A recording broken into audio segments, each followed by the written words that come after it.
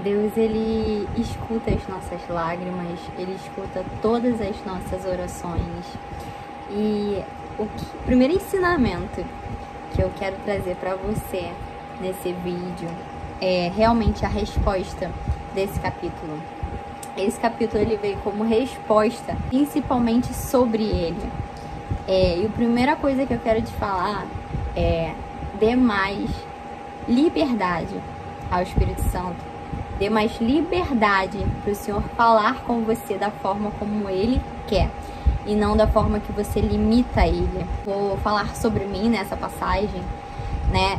Esse capítulo se tornou um capítulo marcante para mim, porque foi um capítulo que o Senhor me deu nessa noite, durante a madrugada.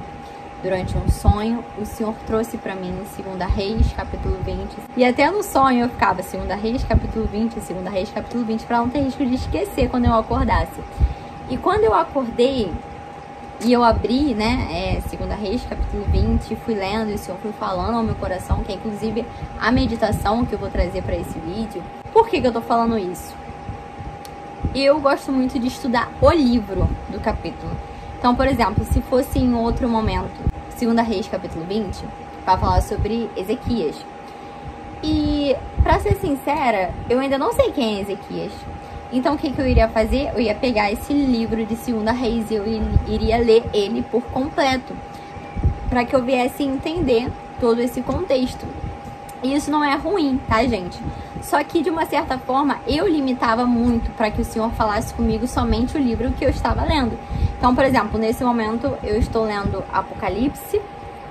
Então, eu estava lendo vários capítulos. Justamente por eu querer ler um capítulo, eu começava a ler vários livros. E aí eu começava, não, preciso terminar esse livro primeiro, para depois eu começar a ler outro livro da Bíblia, da palavra. E aí eu comecei e ouvi algumas pessoas falando assim: ai, o meu devocional hoje foi em Jeremias, capítulo tal. Ai, o meu devocional de hoje foi em Isaías 55. E eu ficava com isso muito aleatório. Eu falava assim, mas não é um pouco confuso isso? Só que aí é que entra a liberdade do Senhor ter para falar com você. Sabe? E quando eu sonhei com isso, 2 Reis, capítulo 20, cara, eu nunca li nada sobre 2 Reis, né? Se você ainda não conhece meu testemunho, tem 2 vídeos aqui que eu falo. Então eu ainda estou conhecendo a palavra, entende? E aí, 2 Reis, capítulo 20, eu acordei e o Senhor falou brilhantemente ao meu coração. O primeiro ponto que eu quero trazer para você, dê liberdade ao Espírito Santo, para que ele venha trazer para você em sonhos, que ele coloque no seu pensamento um versículo, uma palavra e que você navegue, porque ele vai falar verdadeiramente ao teu coração. 2 Reis, capítulo 20, vai dizer assim: a doença e a cura de Ezequias. Naqueles dias, adoeceu Ezequias mortalmente, e o profeta Isaías, filho de Amós, veio a ele e lhe disse: assim diz o Senhor, põe em ordem a tua casa, porque morrerás e não viverás. Então virou o rosto para a parede e orou ao Senhor, dizendo: ah, Senhor, suplico-te lembrar de que andei diante de ti em verdade, com um coração perfeito, e fiz o que era reto aos teus olhos. E chorou Ezequias muitíssimo. Sucedeu, pois, que não havendo Isaías ainda saído do meio do pátio, veio a ele a palavra do Senhor, dizendo: volte a Ezequias, chefe do meu povo, assim diz o Senhor, o Deus de Davi, teu pai, ouvi a tua oração e vi as tuas lágrimas. Eis que eu te sararei ao 3º dia, subirás à casa do Senhor e acrescentarei aos teus dias 15 anos. Eu acho tão maravilhoso a forma como o Senhor revela pra gente as Escrituras, porque você lê um capítulo desse e você pensa, cara, isso é muito forte. E o primeiro ponto que eu quero falar com você tá no versículo 1, onde o Senhor diz pra ele, né, fala pro profeta Isaías, falar pra Ezequias, pra ele pôr a casa dele em ordem, porque ele morrerá e não vai viver. E o primeiro ponto que eu quero trazer pra você é, aqui o Senhor falou pra ele: põe a tua casa em ordem. Ou seja, era algo que estava ao alcance dele. Tem uma frase que diz assim: Deus, ele pode fazer tudo, menos a sua parte. E aqui Deus estava falando exatamente isso. Põe a tua casa em ordem, ou seja, é algo que está ao seu alcance. E o que está ao seu alcance, cara, você tem que fazer. E aí o Senhor me trouxe um versículo que está em Romanos, capítulo 12, versículo 18, que vai dizer assim: se for possível, quando estiverem em vós, tende paz com todos os homens. Ou seja, o que depender de você, você precisa fazer. O que depender de você para que você esteja em paz com o outro, você precisa fazer. Nicole, mas eu já fiz de tudo e a pessoa... Mas você fez toda a sua parte?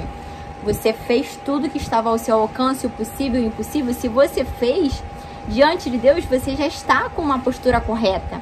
Não, a gente não fala para você se humilhar para o homem, né? A gente precisa ser humilde, mas se humilhar somente para Deus. E o primeiro ponto é esse.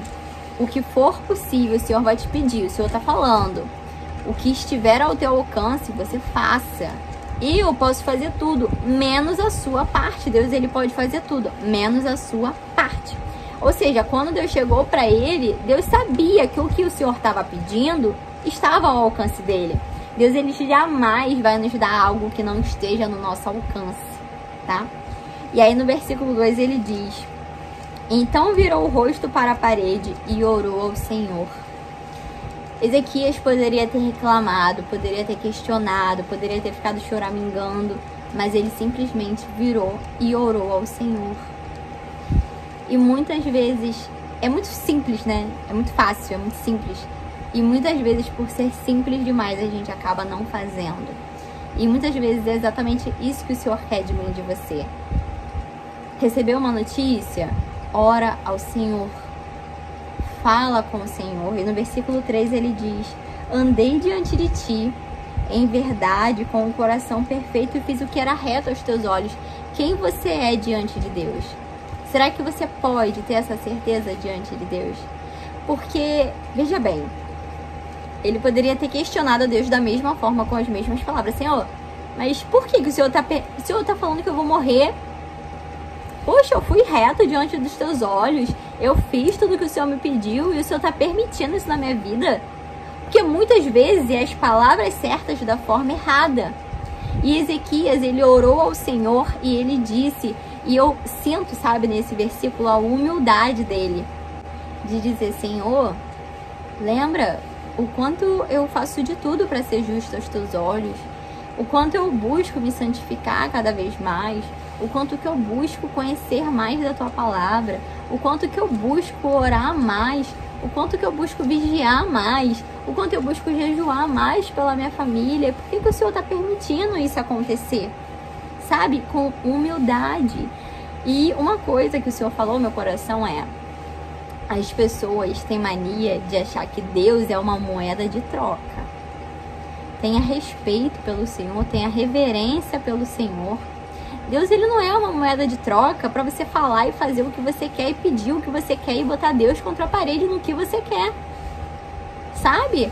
E eu vou te falar uma coisa: se a gente tiver um pouquinho de bom senso, a gente sabe que a gente nunca vai ser capaz de pagar a Deus, né, entre aspas, tudo que ele faz pela gente. Nunca. A gente nunca vai conseguir pagar por todos os livramentos que ele nos deu. A gente nunca vai conseguir pagar por tudo aquilo que ele fez na nossa vida, por toda a saúde que ele nos deu, por tudo que você tem. Porque se você conseguiu comprar algo para dentro da sua casa, se você conseguiu levar sua família para passear, se você conseguiu comprar alguma coisa para os seus filhos, foi porque Deus te deu saúde, foi porque Deus primeiramente permitiu que você acordasse mais um dia, foi porque Deus permitiu a oportunidade de você ter aquele recurso, seja no seu trabalho, CLT, seja de forma autônoma, mas o Senhor te deu recurso, o Senhor te deu clientes, o Senhor te deu sabedoria, porque você, em vez de você poder comprar aquilo ali, cara, de repente você poderia não ter tido sabedoria e ter gastado com uma coisa fútil, entende? Então, tudo vem do Senhor. A sua saúde, o seu respirar, o seu trabalho, tudo, porque a hora que Deus falar assim, acabou, não tem mais o que você fazer e nada do que você faça vai ser capaz de pagar aquilo que o Senhor faz. Então, o primeiro ponto, gente, não lide com o Senhor como se ele fosse uma moeda de troca, porque ele não é. ele faz se ele quiser, ele cura se ele quiser. Eu e você somos filhos, ele nos criou, então ele pode tudo. Eu e você, a gente está aqui para ser servo dele, para ser amigo dele e para ajudar no que for preciso. Para que o Senhor fale assim, filho, vai lá e entrega uma palavra para fulano, para você ser canal. Só isso. Entende? E é simples, mas muitas vezes a gente não faz. Entende? E aí ele vai e fala com toda essa humildade. E no versículo 5, o Senhor ele vai dizer para o profeta Isaías, volta e dize a Ezequias, chefe do meu povo, assim diz o Senhor, ouvi a tua oração e vi as tuas lágrimas, eis que eu te sararei, e ao terceiro dia subirás à casa do Senhor e acrescentarei aos teus dias 15 anos. Gente, e eu tenho pra mim que Ezequias deve ter passado os próximos 15 anos a partir desse momento agradecendo a Deus todos os dias. Todos os dias eu tenho pra mim que Ezequias deve acordar, sabe, olhar no calendário e falar, Senhor, muito obrigada porque o Senhor me permitiu mais um dia, que o Senhor vai permitir os próximos 15 anos. E é estranho a gente olhar, porque às vezes a gente pode pensar assim, né? Deus ele pode nos livrar de tudo. Então não seria mais fácil? Deus não, já que Deus acrescentou mais 15 anos para ele, sarou ele, livrou ele da morte naquele momento, será que não seria mais fácil que o Senhor tivesse simplesmente ter curado ele automaticamente, né? O profeta Isaías, ao invés de ir lá e dar uma palavra para ele falar que ele vai morrer, vai lá, toca na cabeça dele, tá curado e acrescentado mais 15 anos. Acabou. Será que não seria mais fácil? Mas será que se ele tivesse feito isso, será que Ezequias teria passado os próximos 15 anos glorificando o nome do Senhor e agradecendo todos os dias por reconhecer que aquilo ali era uma dádiva de Deus? Talvez não. E aí eu te pergunto agora, você, 15 anos que se passou, você todos os dias, você tem agradecido a Deus por mais um dia? É estranho, né? E muitas vezes o Senhor, ele faz coisas na nossa vida para ouvir da nossa boca, Senhor, para ver a nossa humildade, para ver se a gente vai questionar, colocar ele contra a parede, ou se a gente vai ser humilde de falar, Senhor, poxa, lembra quem eu sou? E é por isso que é importante você ter a sua identidade, porque Deus, ele conhece o nosso coração. Não adianta você querer virar para um e para outro, poxa, mas eu busquei ser santo aos olhos de Deus, justo, o que for. Mas será que você pode ter essa postura diante de Deus? Será que você tem essa identidade formada? Será que Deus te conhece para isso? Porque as pessoas confundem muito criatura com filho. Eu e você somos criatura de Deus. Deus, ele nos criou. Ele é o dono de tudo, ele é o dono do céu e da terra. Ele criou a terra e ele criou os seres humanos. Então, obviamente, eu e você somos criatura. Mas Deus, ele só consegue assumir a paternidade se você se colocar no lugar de filho. Provavelmente, você conhece alguém que cresceu, por exemplo, sem pai, né? Vamos botar o exemplo do pai para ilustrar um pouco melhor. Nada, tá? Não tô levantando questão nenhuma. Se você conhece alguém que teve um filho e essa pessoa, ela não exerceu o papel de pai que deveria, e aquela pessoa cresceu e falou assim, não, pai não é meu pai. Pai é quem cria. Então, provavelmente, a outra pessoa teria esse posto de pai, seja a mãe ou seja o padrasto. Só que aquela pessoa, ela não pôde ser considerada pai, porque ela não exerceu a paternidade. E mesma coisa é Deus com a gente. Só que a diferença é que a gente escolhe se a gente quer assumir ser esse posto de filho. A gente escolhe se a gente quer Deus como pai ou se a gente quer Deus como criador. Entende? Essa posição em relação ao Senhor é nossa. Então, se você se coloca como filho, você tem um pai. Se você se coloca como criatura, você tem apenas um criador. Ou seja, um pai, ele vai cuidar de você, ele vai ouvir a tua palavra, ele vai te aconselhar. Aí isso me fez refletir, aqui onde eu moro a gente tá tendo um probleminha com a água, né? A gente tá passando um apertozinho com água, não tá tendo água da rua. E o Espírito Santo falou comigo: quantas vezes você agradeceu pela água? Quem no mundo agradece pela água? É algo tão natural pra gente, né? E eu tenho pra mim que esses 15 anos também seria algo mais natural pra ele. Se Deus não tivesse acrescentado e ter deixado bem claro: estou acrescentando mais 15 anos. E a água aqui pra gente, né, numa realidade, né, assim como foi para Ezequias, a gente está passando uma peleja com a água. E o Espírito Santo falou comigo: quantas vezes você agradeceu pela água? E eu falei: realmente, Senhor, eu nunca agradeci pela água. É algo tão natural, né, que eu nunca agradeci. E agora, quando tem, a gente fica assim: Senhor, muito obrigada pela água, muito obrigada por ter caído uma gota de água, não desperdiça, não joga fora, porque a gente não sabe quando vai ter de novo. E o Espírito Santo, ele tá a todo momento falando com você. Basta você estar ligada, basta você estar com a mente no trono, basta você estar disposta a ser sensível à voz de Deus. É muito importante que você esteja sensível à voz de Deus, porque Deus, primeiramente, ele vai falar aqui, ó, na palavra. Ele vai falar com você na palavra. Só que ele quer falar, só que você, eu tenho certeza que você não passa o dia inteiro com a Bíblia na mão, lendo a palavra. Que é porque todos nós temos afazeres, a gente tem um filho para botar para escola, a gente tem a comida para fazer, a gente tem a roupa para poder lavar.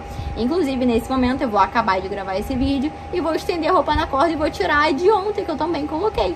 Ou seja, eu tenho afazeres e eu tenho certeza que você também. Se você trabalha fora, você tem afazeres, você tem coisas para resolver. Mas a questão é que o Espírito Santo, ele quer te mostrar, ele quer te fazer refletir, porque em algum momento aquilo dali vai vir à tona de novo. E foi exatamente assim que aconteceu comigo em relação a algo, e foi o que me fez repensar sobre essa palavra. Poxa, será que se o Senhor tivesse só acrescentado os 15 anos para ele de uma forma natural, né? Será que ele iria olhar para aqueles 15 anos e ver a tua graça ali, ver a tua mão ali, sabe? E eu espero do fundo do meu coração que essa palavra ela tenha entrado como uma espada no seu coração, em nome de Jesus. Tá bom? Fiquem com Deus, uma ótima semana pra vocês e um beijão.